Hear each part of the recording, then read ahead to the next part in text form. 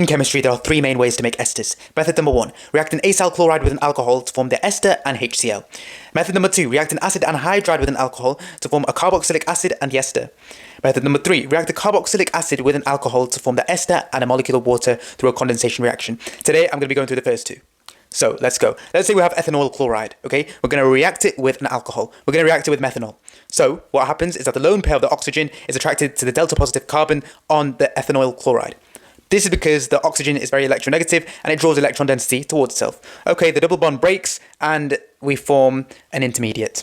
The oxygen is positively charged now because it's bonded to the delta positive carbon, and the hydrogen that's bonded to the oxygen, it breaks the bond, and essentially electron density is attracted towards the positively charged oxygen. Okay, fair enough. The double bond reforms and the bond to the chlorine breaks. The hydrogen and the chlorine that have now broken off form corrosive fumes of HCl gas, which is again a disadvantage of using ethanol chloride, although this reaction is very quick. Okay, and then essentially what you form is an ester and HCl. You form methyl ethanoate and HCl because essentially when naming the ester, the "-ile" comes from the alcohol and the "-08" comes from the ethanol chloride. Okay, reaction number 2, which is the acid anhydride, the ethanoic anhydride in this case, reacting with methanol again. Okay, we have the same first step of the mechanism, nothing special.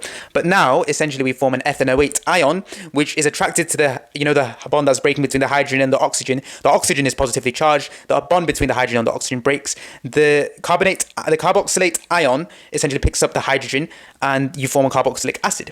Okay, and the double bond reforms, so you form an ester. So again, you form methyl ethanoate, but you also form ethanoic acid.